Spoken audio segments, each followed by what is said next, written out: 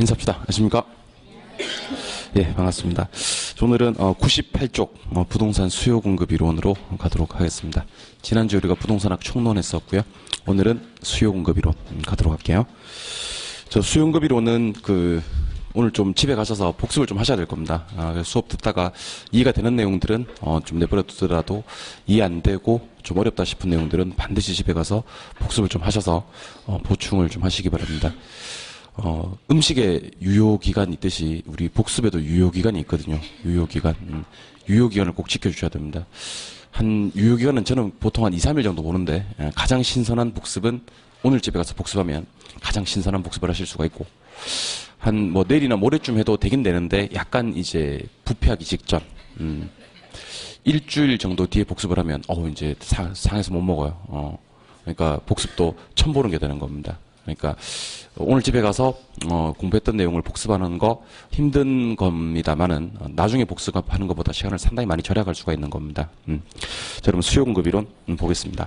그래서 99쪽을 펴보세요. 99쪽 펴보시면 수요 공급의 정의가 나와 있죠. 자, 당연히 수요 공급을 공부하시는 분들은 수요가 뭔지 그리고 공급이 뭔지에 대한 개념 정리를 하셔야 되겠죠. 자, 수요란 또는 공급이란 일정 기간 동안에 소비자가 자원화 서비스를 이제 구매하고자 하는 욕구를 수요라고 합니다. 구매하고자 하는 욕구. 그러면 이제 일정 기간 판매하고자 하는 욕구는 공급이 되는 겁니다. 정의는 알아야 되겠죠. 예. 일정 기간 구매하려고 하는 욕구는 수요. 일정 기간 판매하려고 하는 욕구는 공급. 이렇게 보시면 됩니다. 근데 좀 귀찮아도요. 요 단어를 꼭 써주셔야 됩니다. 일정 기간. 기간. 자, 수요 공급에서는 10개를 산다.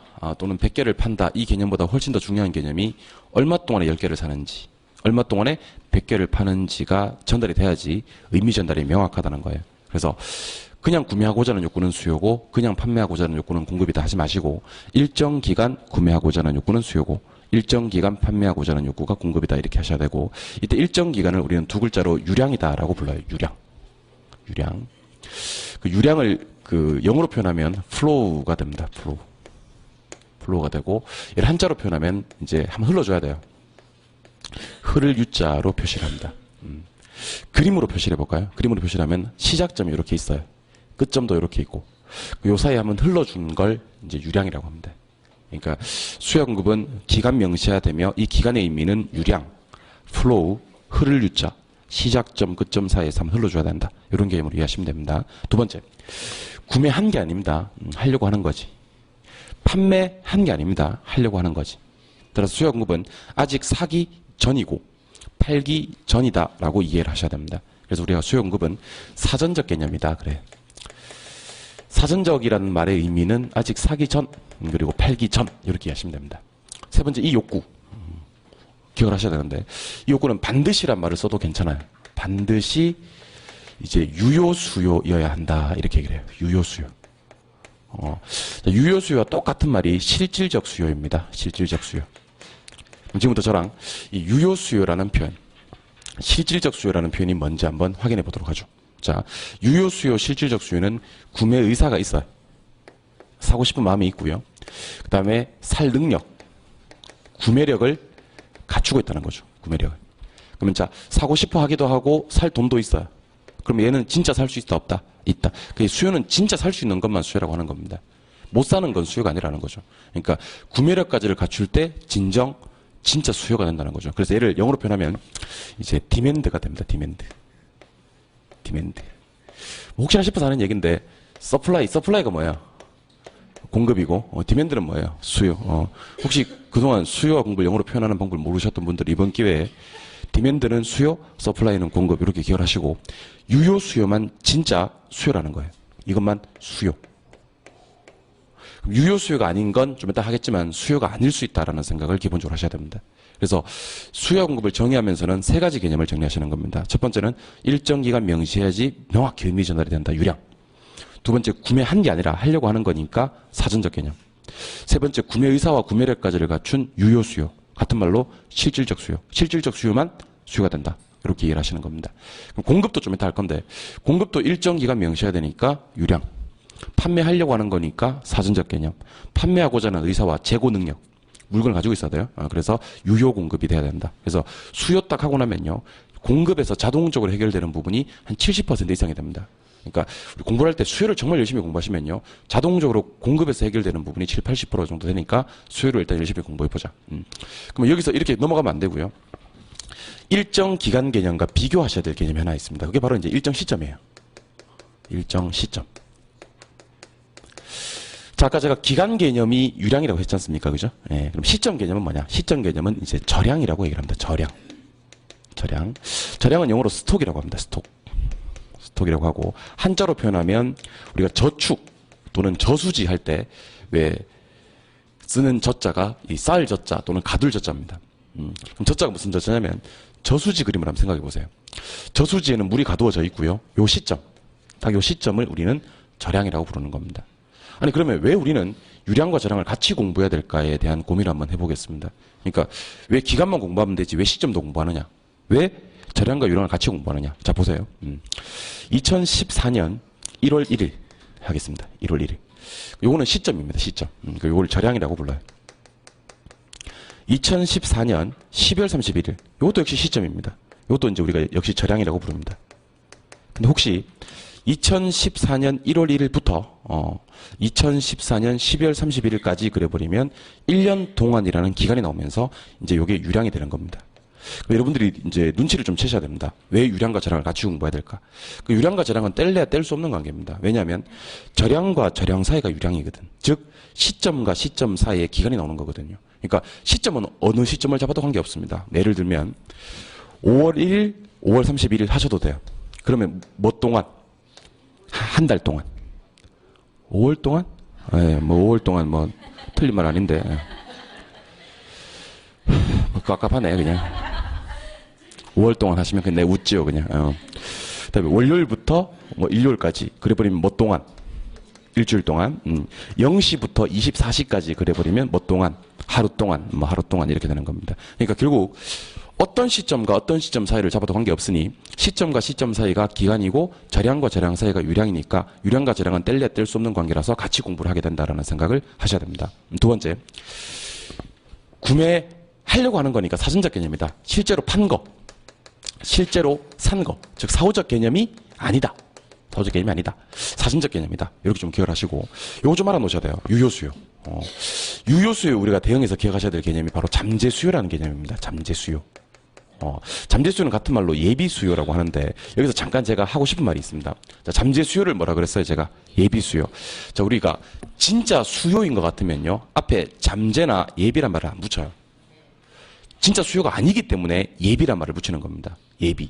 예비는 어떨 때 쓰냐면 예비신랑, 예비신랑. 장차 신랑이 될 수 있을지언정 지금 현 상태로는 신랑이다 아니다? 아니다. 그때 붙이는 단어가 예비와 잠재란 뜻입니다. 그러니까 잠재력이 있는 거지. 얘가 될 잠재력이 있을 때 잠재 이것 이렇게 하는 겁니다. 따라서 잠재수요, 예비수요라는 말은 뭐가 붙어 있어도 수요가 붙어 있어도 이건 수요로 취급한다 안 한다? 안 한다는 거예요. 이게 중요한 겁니다. 그러니까 우리 수험생들한테 제가 나중에 묻습니다. 수요는 반드시 유효수요여야 되고 잠재수요는 수요 아니죠. 그렇게 얘기를 하면 O라고 해야 됩니다. O. 잠재수요는 수요 아니거든요. 근데 우리 수험생들이 X라고 합니다. X. 제가 왜 X라고 생각하세요? 그러니까 반드시 나잖아. 반드시. 그렇게 얘기를 합니다. 수요에서는요. 반드시 유효수요여야 된다 그래도 됩니다. 잠재수요, 예비수요는 절대로 수요가 아닙니다. 그럼 얘는 왜 수요가 안 되는지를 봐드릴게요. 얘는 구매의사가 있을까요? 없을까요? 있어요. 그럼 질문. 구매의사로는 유효수요와 잠재수요를 구분할 수가 없다. 둘 다 있으니까. 그럼 철저하게 유효수요와 잠재수요를 구분하는 기준은 뭐냐면 구매력입니다. 구매력. 예, 구매력이 없어요. 구매력이. 그러니까 유효수요와 잠재수요는 구매력이 있느냐 구매력이 없느냐로 구분하는 거예요. 구매력이 있으면 유효수요로 가고 구매력이 없으면 잠재수요로 가는데 영어로 표현하면 조금 더 쉬워요. 얘는 영어로 needs 이렇게 얘기합니다. needs. needs는 다시 우리말로 해석해 오면 소요예요. 소요. 그러니까 우리말로 표현하면 좀 비슷해요. 뭐 수요, 소요. 근데 수요와 소요는 엄격히 구분해야 될 다른 개념입니다. 수요는 구매력이 있어서 진짜 실질적으로 유효하게 살 수 있는 거지만 잠재수요, 예비수요는 사고자 하는 마음이 있기 때문에 언제든지 구매력만 갖추면 유효수요로 앞으로 전환될 수 있을지언정 지금 현 상태로서는 구매력이 없어서 산다 못 산다? 못 산다. 그럼 얘는 현 상태로 봐서는 수요도 아니다. 아니고 소요로 취급한다는 겁니다. 그래서 아마 시험 지문이 여러분들을 그 유혹을 할 겁니다. 어떻게 유혹할 거냐면 잠재 수요 해가지고 수요 붙어 있으니까 이것도 뭐 수요 처리해 줍시다. 그러면 뭐그 정도야 내가 해줄 수 있지. 예, 이렇게 하다가 자비를 베풀다가 장렬히 전사하는 경우가 생길 수가 있습니다. 그래서 유효 수요, 잠재 수요는 구분하시고 참고로 요 구매력이란 말이 있잖아요, 그죠? 구매력은 꼭 자신의 소득으로만 구매력을 갖출 필요는 없습니다. 우리 현실에서 많이 보잖아. 여러분들 아파트 가지고 있는 사람들이요. 아파트 실제로 구입한 사람들이요. 구입했으니까 유효 수요 아니야. 유효 수요 맞아. 근데 그거 다 자신의 소득으로 했나? 아니지. 그럼 가장 대표적으로 어디예요? 그렇죠. 대출금도 포함될 수 있습니다. 또는 정부로부터 보조금을 지급받았다. 괜찮습니다. 심지어 훔친 돈도 돼, 훔친 돈도.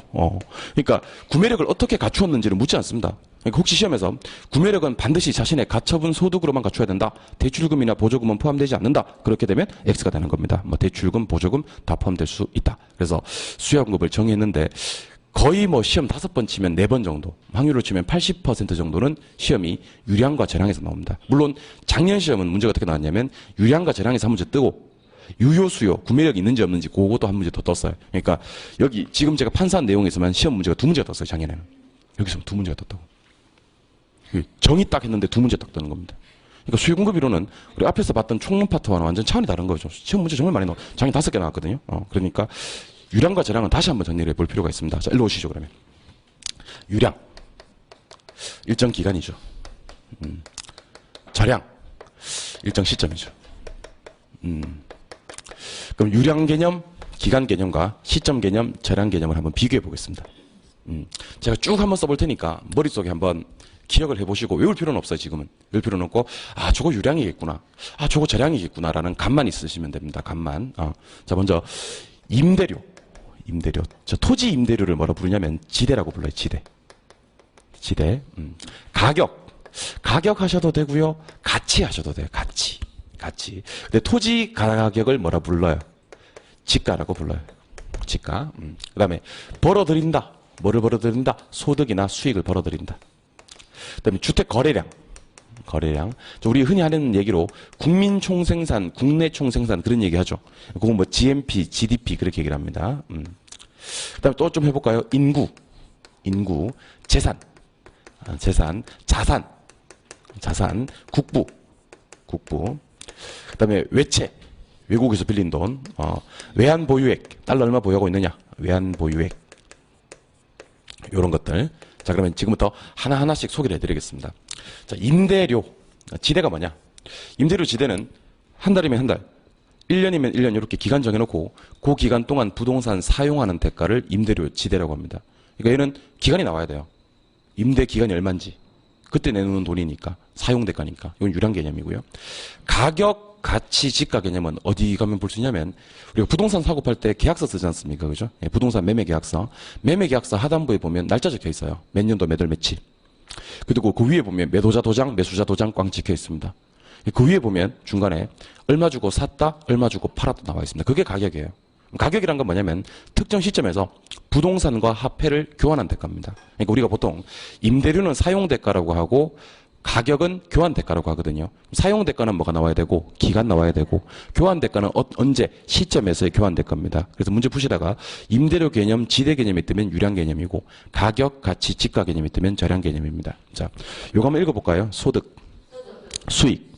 자, 영어로 제가 이걸 인컴이라고 하겠습니다. 인컴. 한번 해보죠. 인컴. 인컴은 어떻게 이해하시면 되냐면 딱 듣고요. 제가 2개만 예를 들어드린 거예요. 소득하고 수익 2개만 예를 들어드린 건데 혹시 시험 지문에 벌어들인다라는 개념이 뜨잖아요. 이건 전부 다 유량입니다. 전부 다. 벌어들인다? 벌어들이는 건 얼마 동안에 벌어들이는지가 나와야지 의미 전달이 됩니다. 예컨대 자, 100만 원 버는 사람이 있다. 100만 원 버는 사람. 100만 원 버는 사람은 많이 벌어요? 적게 벌어요? 이렇게 물으면 여러분들은 몰라요 라고 해야 됩니다. 왜 100만 원 적게 벌지? 100만 원 어떻게 먹고 살아? 그러면 안 됩니다, 여러분들. 시간당 100만 원 벌 수도 있고요. 일당이 100만 원일 수도 있고요. 월급이 100만 원일 수도 있고요. 연봉이 100만 원일 수도 있는 거거든. 자, 회사 매출액 벌어들이는 거 맞습니까? 예. 매출액이 1000만 원입니다. 많아요, 적어요? 몰라요. 그게 시간당 매출액인지, 일 매출액인지, 월 매출액인지, 분기 매출액인지, 반기 매출액인지, 연 매출액인지 나와야 됩니다. 영업이익. 모르긴 뭘 몰라요. 묻기도 전에 몰라요? 예. 영업이익 같은 것도 기간이 나와야 됩니다. 기간이. 그러니까 어쨌든 벌어들인다. 제가 두 가지만 제시한 거야. 소득, 수익 이렇게 두 가지만 제시한 건데 시험에 나올 때는 인컴 개념, 매출액이라든지 이익이라든지 시험에 나올 때는 응용 엄청나게 많이 합니다. 순영업 소득 이렇게 나오기도 하고요. 그죠? 매출액 이렇게 나오기도 하고 딱 듣고 벌어들인다라는 개념은 전부 다 유량입니다. 자, 그럼 보세요. 그동안 열심히 벌었어요. 벌어서 특정 시점에서 축적된 걸 뭐라고 부르냐면 재산이라고 부릅니다. 재산.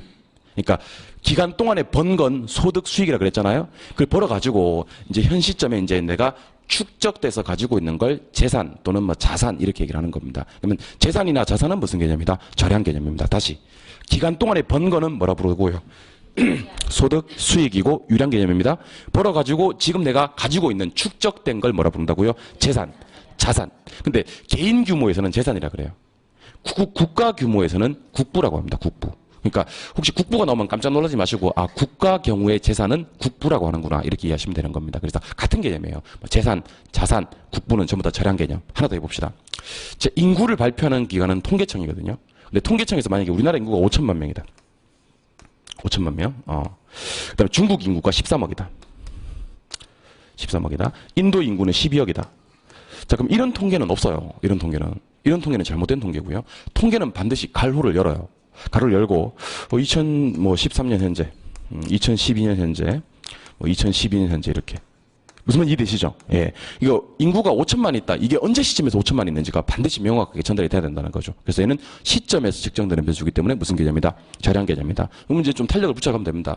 주택 거래량이 전체 있다. 요거 뭐 일주일 동안의 거래량인지 한 달 동안의 거래량인지 나와야 되니까 유량이고 국민 총생산이나 국내 총생산 같은 GNP, GDP 관련 개념은 1년 동안의 단위를 보통 기준으로 측정을 해요. 그래서 이것도 유량의 개념이 됩니다.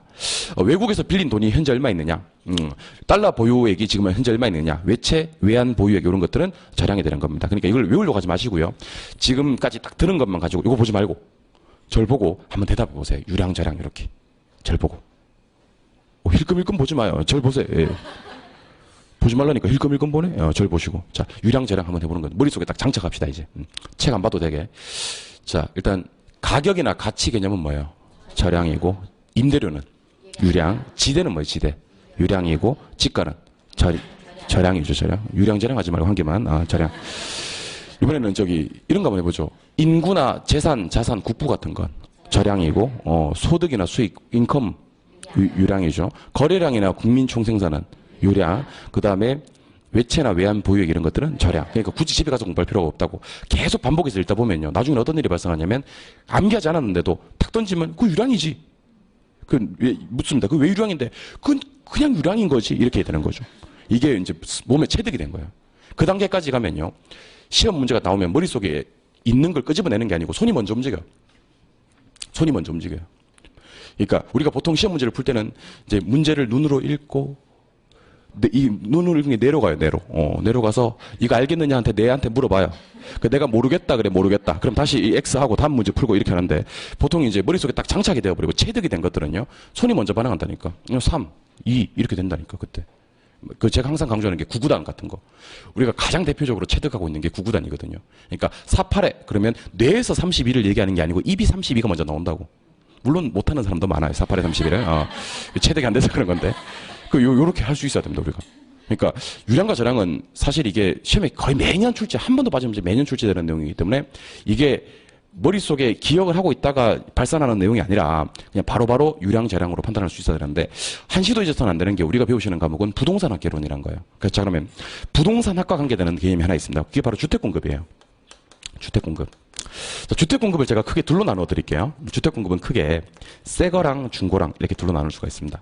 우리 시험에 나올 때 새 거, 중고 이렇게 나오지는 않습니다. 그럼 시험에 나오는 단어 뭐냐? 자, 새 거는 신규 생산량이라 그래요. 간혹 신규란 말을 생략해버리고요. 그냥 생산량 그렇게 나오기도 합니다. 생산한다는 말은 새로 만든다는 얘기지. 맞아요? 예. 중고란 말을 우리 부동산학에서 쓰지는 않습니다. 중고란 말은 어디서 쓰냐면 벼룩시장이나 교차로에서 중고란 말을 쓰고요. 우리 부동산학에서는 재고란 말을 씁니다. 재고. 이미 만들어져 있는 거. 이걸 주택 재고량이라 그래요. 자, 그럼 하나 소개해 드리겠습니다. 새거랑 중고 개념. 그러니까 우리 주택을 공급할 때는 종류가 두 가지가 있습니다. 새게 있고 중고가 있는데 주택을 새로 만들려고 그러면 착공해야 됩니까? 완공해야 됩니까? 그럼 그 사이에 건축 기간이 필요합니까? 그럼 신규로 공급하는 것들은 전부 다 기간 동안에 공급하는 거다? 그건 무슨 개념이다? 유량 개념이다. 두 번째, 시점에서 신규로 공급하는 것은 가능하다, 불가능하다? 불가능이라고 해야 됩니다. 시점에서는 신규 공급이 불가합니다. 불가. 그러면 시점에서는 신규 공급이 안 되니까 공급이 전혀 안 되겠구나. 그건 아니에요. 시점에서도 자 보세요. 이미 주택이 만들어져 있어요. 만들어져 있으면 사람이 살고 있겠지. 그놈을 오전에 나가 해버리는 겁니다. 그럼 그놈이 나갔어, 이사해서. 나갔습니다. 그 도배하고 장판 딱 깔았어요. 그러면 한 놈 오후에 들어올 수 있어요, 없어요? 있어요. 결국 특정 시점에서도 부동산을 공급할 수는 있는데 그 공급은 새로 만들어서 하는 공급이 아니라 이미 만들어져 있는 주택 재고량은 시점에서도 공급이 가능하다는 겁니다. 따라서 신규 주택 공급량 또는 신규 생산량은 유량 개념이고요. 주택 재고량은 저량 개념인데 여기서 중요한 사실을 하나 기억을 하셔야 됩니다. 자, 보세요. 우리가 저량이라고 배웠던 것들 있잖아요, 그죠? 예. 이런 것들 있잖아요. 요 뒤에 저량이라고 배웠던 것들 뒤에 변동이나 변동분을 붙여버리면 어떻게 되느냐. 요걸 한번 따져보겠습니다. 저량 뒤에 변동분. 자, 한번 따라해보세요. 변동분.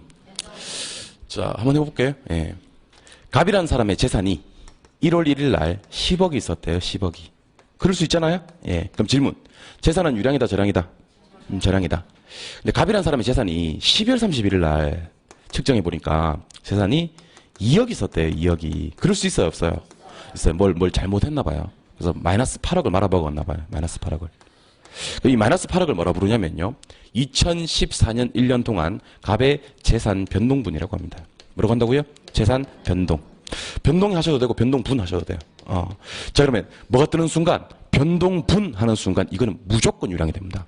무조건 유량. 그러니까 단순 암기하시면 안 된다고 했던 이유가 뭐냐면 우리가 이제 실컷 외웠어. 이제 인구는 저량이고 재산도 저량이고 실컷 외웠어. 근데 시험 문제에 그 뒤에 변동분 딱 붙여버리는 겁니다. 변동 딱 붙여버리는 겁니다. 그러면 반드시 유량이 됩니다. 그러면 어떻게 공부하시면 좋냐면 뭐가 뜨는 순간 변동이나 변동분이 뜨는 순간 앞에 있는 단어와 관계 있고 없고 무조건 유량이다. 유량 하나 더 기억하시라는 거예요. 변동이나 변동분이 뜨면 뭐가 된다? 유량. 그러면 한번 해봅시다. 인구는 뭔데? 저량인데 인구 변동은? 유량이에요. 가격은? 초량인데 가격 변동분은? 유량. 재고는? 초량인데 재고 변동은? 유량. 이렇게 하나 더 기억하시고요. 계속 합시다. 그렇다면 우리 이제 이거 한번 해보자는 겁니다. 이거. 자, 유량의 공급량이라는 것과 유량의 수요량이라는 것을 한번 비교해 볼까요? 자, 일단 시험 지문에 유량이란 말이 뜨면 일정 기간 하시면 돼요. 일정 기간. 계속 할게요. 저량의 공급량이라는 것과 저량의 수요량이라는 것을 비교해 보겠습니다. 어떻게 공부하시면 되냐면 시점 하시면 돼요. 시점. 그 유량은 기간이고요. 저량은 시점인데 유량의 공급이 뭡니까? 그러면 일정 기간에 공급되는 거예요. 뭐 되는 거예요? 기간에 공급되는 거. 여기서 말하는 공급은 무슨 공급을 말해요? 신규 공급을 말해요. 유량의 수요는 일정 기간에 보유하려고 하는 겁니다. 보유한다는 말은 살려고 하는 거란 얘기죠? 예. 저량 수요를 보겠습니다. 저량 수요는 일정 시점에서 보유하려고 하는 겁니다. 알겠죠? 예. 그러니까 여러분들 유량 수요하고 저량 수요하고 굳이 구분하지 마세요. 뭐만 바꾸면 돼요? 기간을 시점으로 바꿔주면 돼요. 그러니까 기간 보유는 유량 수요고 시점 보유는 저량 수요가 되는 겁니다. 근데 문제는 이겁니다. 유량 공급과 저량 공급. 완벽하게 다릅니다. 완벽하게. 유량 공급은 일정 기간에 공급되는 거라 그랬잖아요. 예. 저량 공급은 일정 시점에 공급되는 거 그러면 아주 그냥 절단납니다. 시점에서는 신규로 공급할 수가 없다. 그럼 시점에서는 어떤 주택을 얘기해야 돼요? 그래서 시점에서는 존재하는 거 해야 됩니다. 많은 거? 존재하는 거. 따라서 유량 공급은 일정 기간에 공급되는 거다. 저량 공급은 일정 시점에서 공급되는 거다. X. 일정 시점에서 말하는 거다. 존재하는 거다. 자, 그럼 이게 시험 문제로 어떻게 출제가 되는지에 대해서 소개해 드리도록 하겠습니다. 시험 문제 출제 패턴을 알려드리겠습니다. 잘 보세요. 자, 지난 1년 동안 서울 지역에 50만 호의 주택이 이제 신규로 건설이 됐대요. 신규로 건설이 됐다. 근데 그 중에서 5만 채가 미분양이 됐다. 다 분양이 되는 건 아니니까 그럴 수 있겠죠, 그죠? 예. 요거 앞에 이제 기역이 딱 적혀 있어요, 기역. 그리고 박스 안에 니은도 들어갑니다, 니은. 들어가서 이렇게 얘기를 합니다. 현재 우리나라에 1,500만 채의 주택이 존재한대요. 근데 그 중에서 100만 채나 공가가 있대요, 공가. 공가는 뭐예요? 빈집이죠. 그 다음에 문제가 어떻게 나오냐면, 위의 자료를 분석하여. 요즘 이런 거 많이 나오거든요, 요즘. 이런 거 정말 많이 나옵니다. 문제 패턴, 문제 내는 유형이 이렇게 나옵니다. 유량의 공급이 몇 개고 유량의 수요가 몇 개입니까? 그럼 재량의 공급이 몇 개고 재량의 수요가 몇 개입니까? 이렇게 나오고요. 그 다음에 이제 여기 숫자 들어갈 자리에 뭐가 나오냐면 여기에 A, B, C, D 이렇게 나오는 거죠. A, B, C, D 이렇게 나오는 거죠. 그럼 오지선다에 1, 2, 3, 4, 5 딱 뜨고요. A, B, C, D에 들어갈 말을 순서대로 알맞게 나열하는 것은 이렇게 나오는 겁니다. 이런 형식이 요즘 정말 많이 나옵니다. 옛날에는 시험 지문이 1번은 부동성 묻고 2번은 부증성 묻고 3번은 개별성 묻고 4번은 영속성 묻고 그냥 그랬었어요. 근데 최근에는요. 박스 안에다가 A, B, C, D 딱 넣어놓고 다음 가로 안에 들어갈 말을 순서대로 나열하시오. 이렇게 나옵니다. 순서대로. 시험 문제가 자꾸 진화하고 발전합니다. 시험 문제가 자꾸 진화하고 발전해요. 시험 문제가 더 진화하고 더 발전해서 괴물이 되기 전까지 합격을 하셔야 됩니다. 이게 자꾸 진화해 이게 시험 문제가. 옛날에는 막 단답편도 많이 나오고 막 그랬었는데 자꾸 시험이 진화하고 발전합니다. 이게. 그러니까 험한 꼴 보기 전에 빨리 합격하시는 게 시험 문제가 괴물이 되어가지고 막 아닌 것이 아닌 것이 아닌 것은 이렇게 나오기 전에 그죠? 예. 그 나중에 문제를 내다 보면 그럴 수도 있는 거거든, 그죠? 자꾸 진화하고 발전하면 아직까지는 풀만하니까. 자, 그러면 위에 보니까 유량이란 단어와 저량이란 단어는 한 글자도 없지만 우리가 힌트를 찾아야 되는 겁니다. 자, 보세요. 1년 동안과 신규로 건설이 있습니까? 요게 유량이에요, 유량. 기간이 나왔고 신규 건설이 났으니까. 그러면 50만 개가 신규로 건설됐네. 그럼 유량 동안에 공급된 게 몇 개? 50만 개가 되고. 그 중에서 몇 만에 사람이 안 살아요? 5만. 자, 그럼 거꾸로 물을게요. 사람이 살고 있는 건 몇 개? 그럼 45만은 뭐 된 거다? 수요된 거다. 요 이해되십니까? 그러니까 총 건설된 건 몇 개인데 50개인데 그 중에서 5만 개 사람이 안 산단 말은 사람이 지금 살고 있고 수요된 건 45만이라는 겁니다. 자, 눈치채신 분들은 그 다음 거 풀어보겠습니다. 현재 보입니까? 존재 보입니까? 현재 존재하는 건 시점에서 존재하는 거잖아요. 이게 저량 공급이거든. 그럼 저량 공급 몇 개? 1,500만 개. 맞아요? 그 중에서 몇 개가 공가? 100만 개가 공가? 그럼 100만 채는 사람이 안 사네? 거꾸로 물을게요. 사람이 살고 있는 건 몇 개? 1,400만 개. 그럼 1,500만 개 존재하는 것 중에서 사람이 안 살고 있는 거 100만 개를 빼고 나머지 1,400만 개는 사람들에 의해서 뭐 된 거다? 수요된 거다. 이렇게 하는 겁니다. 그래서 결국 A, B, C, D에 들어갈 알맞은 말은 50만, 45만, 1,500만, 1,400만이 순서대로 들어가줘야지 옳겠네요. 이런 문제 유형 꼭 기억하셔야 됩니다. 누가 저한테 묻습니다. 혹시 쌤 저기 아까 했던 이게 유량이고 이게 저량이고 이게 유량이고 이게 저량이고 요거가 더 중요합니까? 이게 더 중요합니까? 이렇게 물으신다면 저는 이게 더 중요하다고 얘기를 합니다. 왜냐하면 작년 시험에 제가 떴어요. 작년 시험에 박스 안에 제가 아까 제시했던 내용 중에서 6개를 넣었어요. 이 중에서 6개를 뽑아 넣었어요. 그리고 다음 중 저량 몇 개인가 그랬습니다. 저량 몇 개인가. 6개 중에 저량 몇 개인가. 답은 3개. 3개 체크하신 분들 정답 처리된 거예요. 그러니까 작년에 저게 떴으니까 올해도 임대료가 유량이고 가격이 저량이고 인구는 저량이고 이를 물을 것 같지는 않습니다. 올해 약간 더 응용해서 유량과 저량이 나온다면 이런 형식의 문제 유형이 약간 더 유력해 보이네요. 예. 이번에는 저랑 수요 법칙과 공급 법칙에 대한 얘기를 좀 드려보겠습니다. 법칙은 PQ의 관계예요. PQ. 자, P는 프라이스, 가격입니다. 프라이스 뭐라고요? 가격. 근데 유량과 저량을 제외하고는요, 가격과 똑같이 쓸 수 있는 단어가 하나 있어요. 이거 좀 기억하셔야 돼요. 임대료예요. 수요공급 이론에서는 유량, 저량 빼고는요, 가격과 임대료를 동의어 처리합니다. 가격과 임대료를. 균형 가격과 똑같은 말이 뭐예요? 균형 임대료. 무슨 말인지 모르는 것 같은데? 예. 수요의 가격 탄력성과 똑같은 말이 뭐예요? 수요의 임대료 탄력성. 그 수요공급 이론에서는 가격과 임대료 동의어 처리한다. Q. Q는 두 가지 Q가 있습니다. 첫 번째 Q는 퀄리티. 퀄리티가 뭐예요? 질. 두 번째 Q는 퀀티티. 퀀티티가 뭐예요? 양. 여기서는 퀀티티입니다. 퀀티티니까 양이에요. 양. 그래서 앞으로 제가 법칙이 뭡니까? 그러면 PQ. 가격과 량. 임대료와 양의 관계다. 그럼 한번 들어보세요. 디맨드는 수요라 그랬죠? 서플라이는 공급이라 그랬죠? 예. 그럼 질문이요. 제가 혹시 Q 뒤에다가 D를 쓰면 얘는 무슨 양? 수요량. Q 뒤에다가 S를 쓰면 공급량. 혹시 Q 뒤에다가 D도 쓰고 S도 쓰면 수요 공급량. 이렇게 하시면 됩니다. 수요 공급량. 근데 우리 부동산학은 글자 숫자가 4글자를 넘어가면 피로를 느껴요. 그래서 글자를 줄입니다. 줄이면서 수요 공급량 줄여가지고 수급량이라 그래요. 앞으로 제가 수급량 그러면 깜짝 놀라지 마시고 수요 공급량을 수급량이라고 하는구나. 줄여서 수량이라고 하게 돼요. 수량. 더 줄여서 그냥 량이라고 하기도 하고요. 어쨌든 수요 공급량은 수급량, 수량, 량 이렇게 표현하기도 한다. 그냥. 자, 그러면 한번 가보겠습니다. 자, 우리가 배우셔야 될 법칙은 크게 두 가지 법칙이 당연히 있겠죠. 첫 번째 법칙이 바로 수요의 법칙입니다. 두 번째 배우셔야 될 법칙이 바로 공급 법칙이고요. 그 수요 법칙과 공급 법칙을 모르시고 수요 공급 이론을 공부한다는 건 사실은 상당히 위험한 행동이에요. 상당히 위험한 행동. 그러니까 법칙을 모르고 수요 공급 이론을 공부한다. 이건 상당히 위험한 행동이거든요. 그래서 앞으로 제가 수요 법칙이 뭡니까? 그러면 생각할 것도 없어요. PQ. 공급 법칙이 뭡니까? 생각할 것도 없어요. PQ. 법칙은 무조건 PQ예요. 다만 수요 법칙은 P와 Q, D의 관계입니다. 가격과 무슨 양? 수요량. 공급 법칙은 P와 QS의 관계입니다. 가격과 무슨 양? 공급량. 자, 그럼 지금부터 가격과 수요량 사이에 또는 가격과 공급량 사이에 어떠한 관계가 성립하는지를 봐야 되는데, 자, 아까 제가 수요 공급은 판매한 거라 그랬습니까? 판매하려고 하는 거라 그랬습니까? 하려고 하는 거. 사는 거라 그랬습니까? 살려고 하는 거라 그랬습니까? 그래서 우리가 이걸 사전적 개념이라고 했잖아요. 여러분들 직접 사지 마시고 살려고만 해보시면 돼요. 직접 팔지 마시고 팔려고만 해보시면 돼요. 자, 가격이 비싸지면 사람들은 어떻게 살려고 한다? 적게 살려고 한다. 비싸니까? 싸지면 많이 살려고 한다. 그럼 가격과 수요량 사이는 같은 방향으로 움직여요? 반대 방향으로 움직여요? 반대 방향. 가격 올라가면 수요량 줄고 가격 내려가면 수요량 늘어요. 반비례 관계로 움직인다. 반대 방향. 이걸 한 글자로 역이라고 하고요. 역은 마이너스로 표시를 합니다. 그리고 얘는 그래프상에 표시를 하면 우하향하는 모양의 곡선으로 표시가 돼요. 수요 곡선은 우하향하는 모양이다. 그래요. 우하향은 이해가 안 되시는 분들은 조금 이따 하도록 할게요. 여러분들이 공급자세요. 공급자면 가격이 비싼 걸 좋아하거든요. 왜냐하면 비쌀 때 팔면 돈이 되니까 많이 팔려고 해요. 반대로 가격이 싸지면요, 적게 팔려고 해요. 그럼 가격과 공급량 사이는 무슨 관계가 성립을 하냐면 비례 관계가 성립을 하고요. 비례를 한 글자로 정이라고 하고요. 정은 부호로 표시하면 플러스고요. 얘는 우상향하는 모양이다. 그래요. 우상향.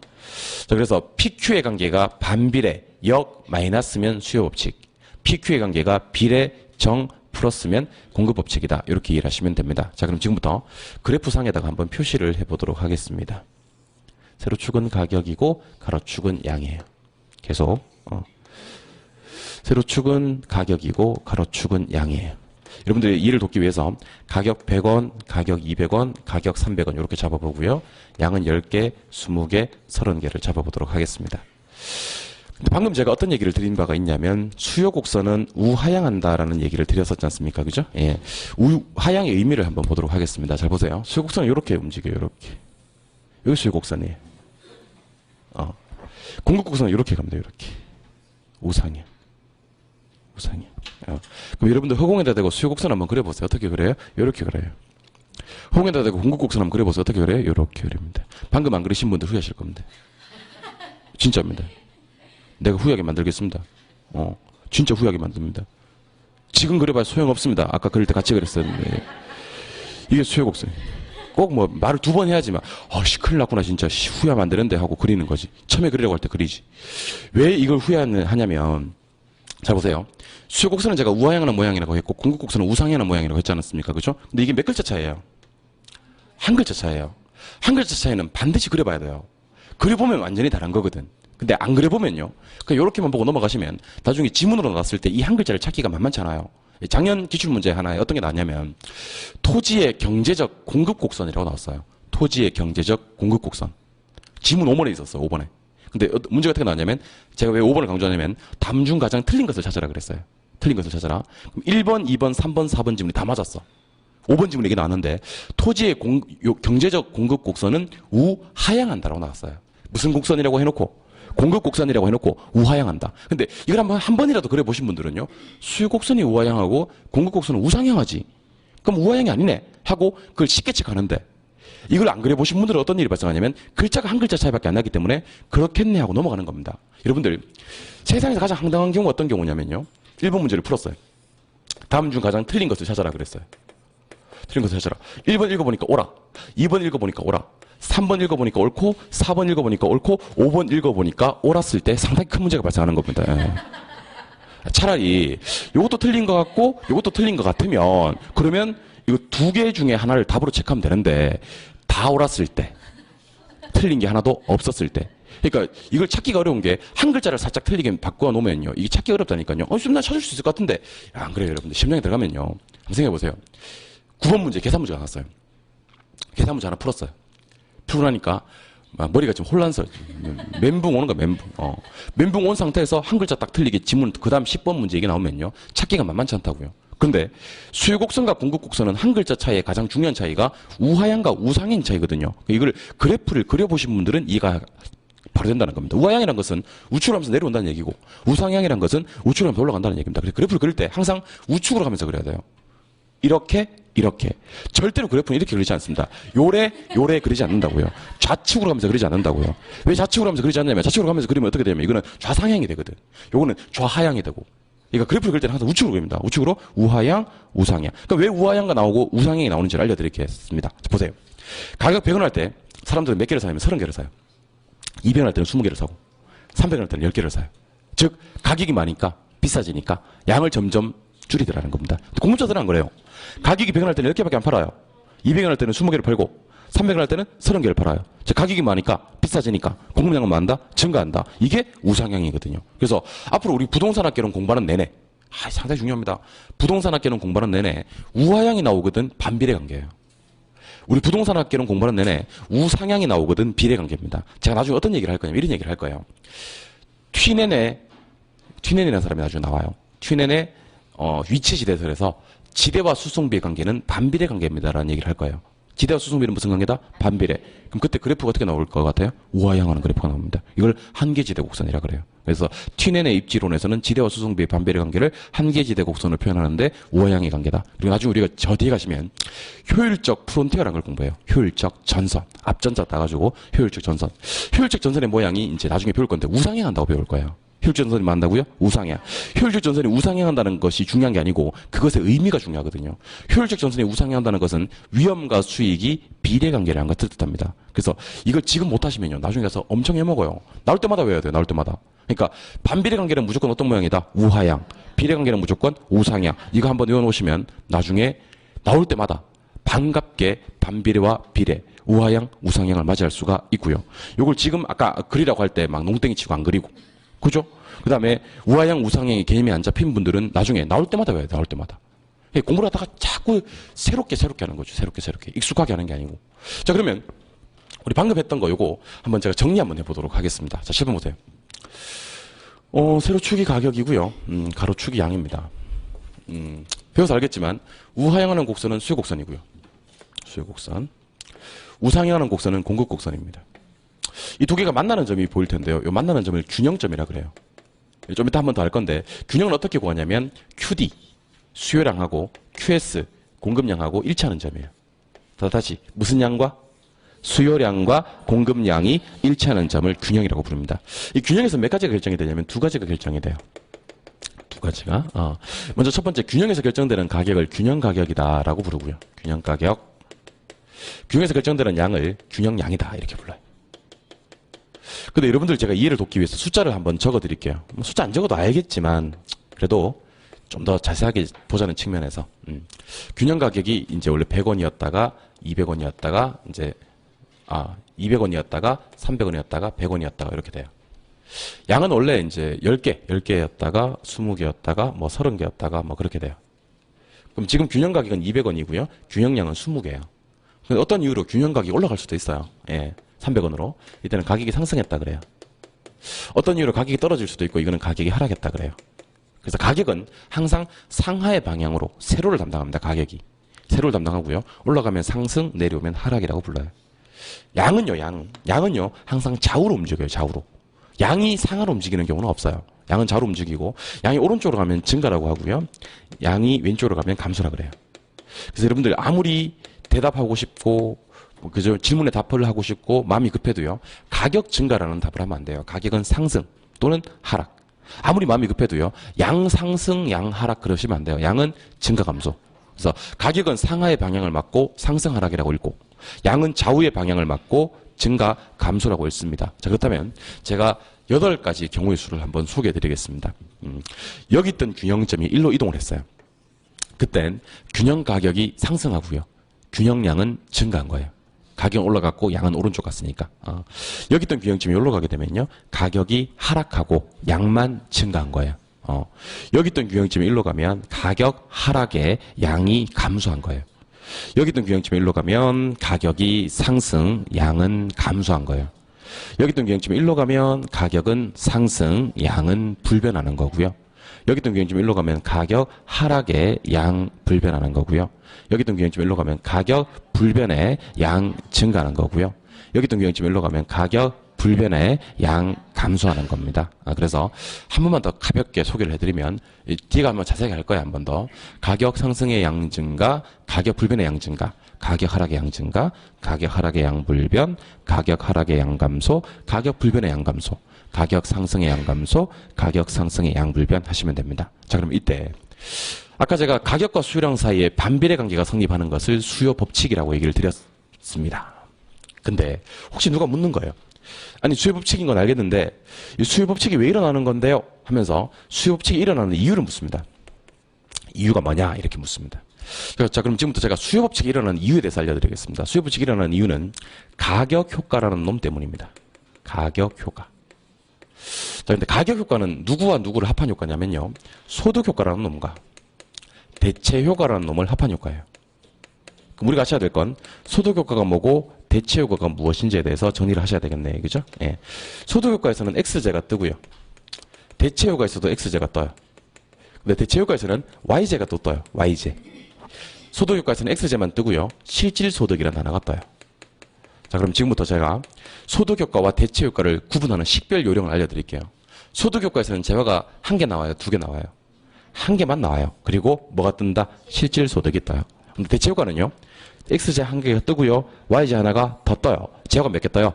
두 개. 자, 그러면 소득 효과와 대체 효과를 합한 효과가 가격 효과인데 소득 효과는 재화가 끝까지 한 개만 나오고 실질 소득이라는 단어가 뜬다. 근데 대체 효과는 내 거 말고 다른 재화가 하나 더 뜬다. 이렇게 얘기하시면 됩니다. 제가 지금부터 이게 무슨 말인지 설명을 좀 드려보도록 할게요. 한번 듣고 이해해 보세요. 자, 우리 이렇게 한번 접근을 시도해 보겠습니다. 콜라 가격이 현재 500원이에요. 콜라 가격이 현재 500원이다. 그럴 때 소득이 얼마인 사람이 있냐면 소득이 10,000원인 사람이 있어요. 소득이 10,000원인 사람이. 근데 이 사람이 콜라를 얼마나 좋아하는 사람이냐면요. 콜라 중독자에 가까워요. 밥에 막 콜라 막 말아 먹고 막 그래요.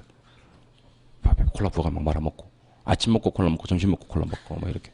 그래서 자신의 소득을 전부 다 콜라 사 먹는 데다 탕진하는 거예요. 콜라 중독자예요. 그러면 10,000원으로 콜라 500원일 때 몇 개 살 수 있어요? 20개 살 수 있죠. 내가 뭐 375원 한 것도 아니고 500원 냈는데 어렵나 이게? 다음에 더 쉬운 거 한번 가져와 볼게요. 오늘 이거 너무 어렵네 보니까 20개입니다.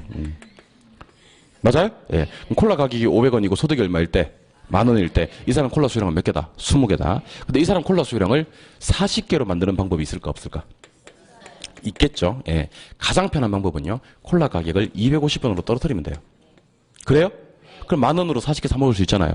그런데 콜라 가격을 떨어뜨리지 않고 콜라를 40개 사 먹게 할 방법이 있나 없나? 있지. 있으니까 하겠지. 뭐?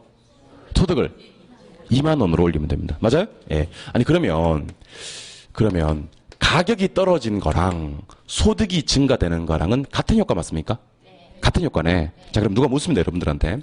한 재화의 가격이 하락하면 수요량이 많다, 증가한다. 이게 수요 법칙이잖아요. 그게 왜 일어납니까? 이렇게 물으면 이렇게 얘기하시면 돼요. 한 재화의 가격이 뭐 했다는 것은, 하락했다는 것은 그 재화를 소비하는 사람의 실질 소득이 마침한 것 같아서, 증가된 것 같아서 수요량이 증가된다. 이게 그 유명한 소득 효과예요. 무슨 효과요? 소득 효과. 소득 효과는 누가 묻는 거예요. 수요 법칙이 왜 일어나는지 설명을 해야 되는 거니까. 가격이 떨어지면 왜 수요량이 증가되냐면 가격이 떨어지면 그 사람 소득이 가만히 있다 하더라도 이 사람의 실질 소득이 많은 것 같아서 증가된 것 같아서 수요량이 증가된다. 이게 소득 효과라고요. 이번엔 저랑 이거 한번 해봐요. 사이다, 콜라. 자, 잘 들어요. 사이다 가격이 500원이에요. 콜라 가격이 500원이에요. 근데 제가 이 둘을 뭐라고 부를 거냐면 지금부터 대체제다라고 부를 겁니다. 뭐요? 대체제는 뭐냐면 같은 값일 때 바꿔 써도 아무 차이가 없는 재화. 어떤 걸 선택해도 차이가 없는 재화를 대체제라고 합니다. 그럼 제가 이걸 대체제라고 가정을 하는 거예요. 자, 그러면 가격이 500원일 때 사이다도 500원이고 콜라도 500원일 때 여러분들 뭐 드실 거예요? 둘이 대체제면 이렇게 얘기하면 여러분들은 아무거나 이렇게 얘기하셔야 됩니다. 여기서 또 분입학 못하고 쌤 나는 죽어도 콜라 그러면 안 돼요. 그럼 내 진도를 못 나가니까. 알겠죠? 예. 둘이 대체제일 때 가격이 또 500원이에요? 뭐 드실 거예요? 아무거나. 진짜 사람들이요. 사이다를 20개 사 드시고 계세요. 콜라도 20개 사 드시고 계시고. 지금 사이다 수요량 몇 개라고요? 20개. 콜라도 20개. 자, 근데 지금부터 저랑 뭐를 만들어 볼 거냐면 아무도 사이다 안 사 먹게 만드는 거예요. 사이다 사 먹던 20놈이요. 전부 다 콜라로 넘어와서 콜라 수요량이 몇 개가 되게? 40개가 되게 만드는 방법이 있을까 없을까? 있지. 있으니까 하겠지. 자, 그러면 가장 편한 방법은 콜라 가격을 떨어뜨리면 돼요. 얼마요? 250원. 자, 같은 값일 때 아무거나 선택을 하는데 이게 반으로 값이 다 싸지면요. 전부 다 이거 사러 오지. 맞죠? 근데 이거 가격을 가만히 놔두고 전부 다 콜라 사게 할 방법이 있다, 없다? 있다. 사이다 가격 올려버리면 돼요. 1,000원으로. 맞아요? 사이다 가격이 올라가면 아무도 사이다를 사 먹어, 안 사 먹어? 안 사 먹어. 전부 다 콜라 넘어오겠지. 그럼 누가 묻는 겁니다. 가격이 마하면, 하락하면 수요량이 증가되는데 그게 수요 법칙이잖아요. 왜 그래요? 그럼 이렇게 얘기하시면 돼요. 가격이 뭐 있다는 것은, 하락했다는 것은 마치 그 재화를 소비하는 다른 재화 값이, 비슷한 다른 재화 값이 많은 것 같다. 비싸지는 것 같다. 그럼 비싸지면 이거 산다, 안 산다? 안 사고 내 거 수요량을 만다, 증가시킨다. 이게 그 유명한 대체 효과입니다. 무슨 효과라고요? 대체 효과. 그럼 자, 그러면 소득 효과와 대체 효과를 5분 만에, 5초 만에 식별하는 요령이 있어요. 5초 만에. 식별하는 요령은, 자, 재화 나왔죠? 실질 소득 나왔죠?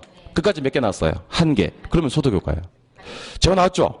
다른 재화 하나 더 나왔죠? 그러면 무슨 효과예요? 대체 효과예요. 그래서 소득 효과와 대체 효과를 우리가 보통 수요 법칙을 설명하는데 이 둘을 합쳐서 가격 효과라고 하는데, 소득 효과와 대체 효과를 구분하는 가장 빠른 방법은요. 내 거 말고 다른 재화가 하나 더 있으면 대체 효과고요. 내 것만 나오고 실질 소득이 뜨면 얘는 소득 효과다. 이렇게 이해하시면 되는 겁니다. 아시겠죠? 예. 교재 조금 구경하겠습니다.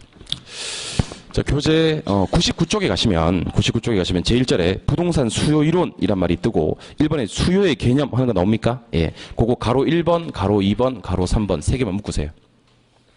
가로 1, 2, 3번 세 개 묶으시면 수요 공급은 유량의 개념이고 사전적 개념이고 반드시 유효수여야 된다. 뭐 그런 말이 뜰 겁니다. 그리고 제일 밑으로 내려가시면 핵심 정리하는 거 나옵니까? 예. 거기도 체크 표시를 하나 가볍게 하세요. 그래서 핵심이 되는 건 유량과 저량을 구별하는 게 상당히 중요할 수 있다는 거예요. 예. 한 장 넘겨보시면 보충학습 하는 거 나옵니까? 예. 그거 이제 우리 아까 했던 거 유량 공급과 유량 수요, 저량 공급과 저량 수요 구분하는 거니까 보충학습이라는 제목 앞에다가 체크 표시하시고, 아까 제가 소개해드린 지문이 그 밑에 예 해가지고 2개 나옵니까? 1년 동안 50만 개 건설되고 몇 개가 미분양이고 현재 우리나라에 주택이 몇 개 있는데 그중에서 몇 개가 공가고 해서 유량 공급 수요, 저량 공급 수요 구분하는 내용 확인하셔야 됩니다. 오른쪽 페이지는 내려오셔서요. 가로 2번만 체크를 하세요. 가로 2번. 체크하시고 우리 진하게 처리되어 있는 부분만 한번 읽어볼게요. 진하게 처리되어 있는 부분만. 가격과 수요량 사이 관계는 세 글자로 무슨 관계? 반비례. 그걸 한 글자로 역, 부호로 표시하면 마이너스. 동그라미 2번에 가서 진하게 처리되어 있는 부분만 읽을게요. 수요 곡선의 형태는 어떤 형태다? 우하향하는 형태다. 한 장 넘겨볼게요. 넘겨보시면 3번에 수요 법칙이 성립하는 이유 하는 거 찾았습니까? 예, 이유. 기억에 보니까 무슨 효과라고 되어 있어요? 가격 효과. 가격 효과 옆에 가보니까 무슨 효과랑 소득 효과랑 대체 효과를 합성한 효과인데 그 밑에 A번과 B번을 좀 묶어보시기 바랍니다. A번과 B번. A번에 보니까 무슨 효과? 소득 효과. B번에 대체 효과. 요것도 다 읽지 말고요. 진하게 처리되는 부분만 한번 읽어볼게요. 소득 효과는 일단 뭐예요? 한 재화. 그 줄 끝에 실질 소득. 끝까지 재화가 한 개밖에 안 나오네요. 예. 대체 효과는 뭐예요? 한 재화. 그 다음 다른 재화 이렇게 나오네요. 구분하시기 바랍니다. 알겠죠? 예. 오른쪽 페이지로 가시면 3번에 수요량의 변화와 수요의 변화하는 거 찾았습니까? 예, 그거는 연필로 가볍게 체크하시죠. 이제 수요량의 변화와 수요의 변화. 여기서부터는 조금만 쉬셨다가 보도록 하겠습니다. 쉬겠습니다.